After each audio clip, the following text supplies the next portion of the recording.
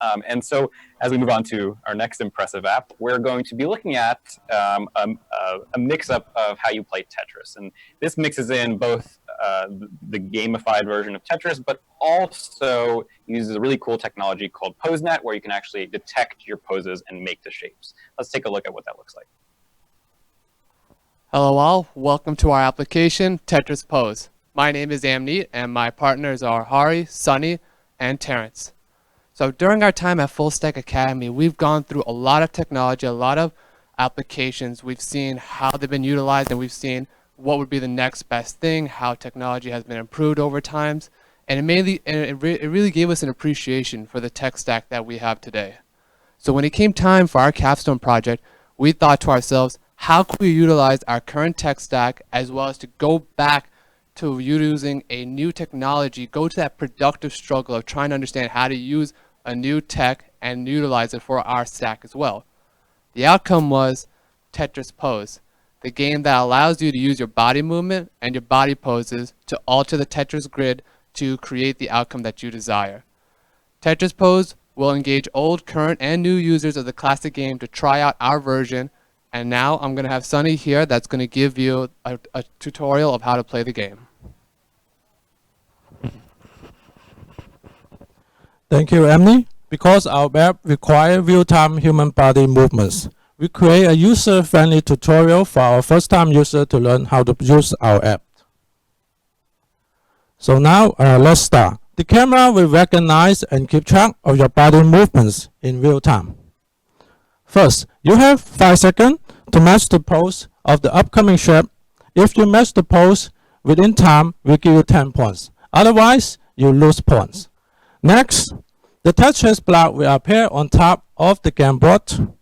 While it's falling, you can control its movement by moving your body to left or right. You can also choose different rotation shape by touching the appropriate image at the top of the camera. Like the classic Tetris game, users are able to score points by complete any rows. You must be wondering how we build this exciting app. Now let's Harry explain more about the app. Thank you, Sunny. I would like to go into our tech stack. To start off, I'd like to talk about the main game board.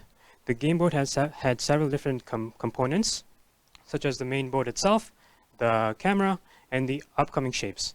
All of those were rendered as a single-page application using React. And as soon as the game starts, there are several moving parts of the game that are triggered, such as the person moving in the camera, the shapes on the Tetris board itself that are moving, or the change in the time. All of that is managed and displayed using Redux. And finally, we're using PoseNet. PoseNet is a machine-trained library built on top of TensorFlow, which was developed by Google. As you can see in the screen, PoseNet assigns nodes to each joint of the body. So as the person in the camera moves, the nodes move along with it. So essentially, our program used this information to determine what the shape of the person is and render that into an actual Tetris block. For example, if I have my hands up, the shoulder nodes are at the same height as my elbow and wrist nodes. So if I do that with both my hands, I know that the person is forming a T. Furthermore, Terence is going to talk about the game controls.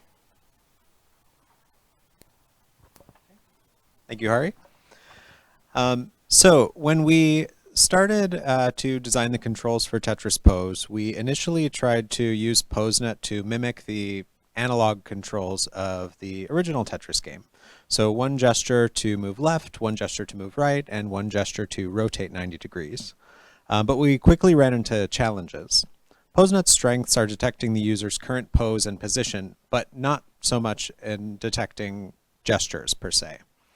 So then we thought, what if instead of having the user tell the shape what to do by giving step-by-step instructions, the user could show the shape what to do. The program checks the user's position 10 times per second, and it will move the shape continuously to the left or to the right until it is in the same column as the user. We realized that not only did this method take better advantage of PoseNet's strengths, but that it also resulted in a smoother and more responsive user experience. We took a similar approach for rotation, instead of a single gesture that would rotate the shape 90 degrees, the user can simply raise their hand and select the rotation they want the shape to take. We're really proud of the user experience we achieved with Tetris Pose. Our app is deployed now, so all you need to play is a computer and a webcam and enough space to move around. So we hope you will give it a try. Thank you very much.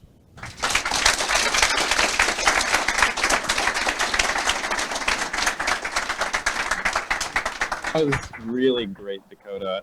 I really followed this group through their journey, even from junior phase, when they were still learning the content. And to see this application come to be what it is really amazing. I love how they solved the problem of being able to rotate. I know originally they were looking at using like their knees, and that was really complicated because you can move.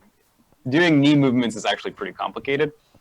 It does tie into fitness a little bit better, but it was really awesome to see that they prioritized using PoseNet for what it's good for, but also just use that one motion to touch to rotate the shape.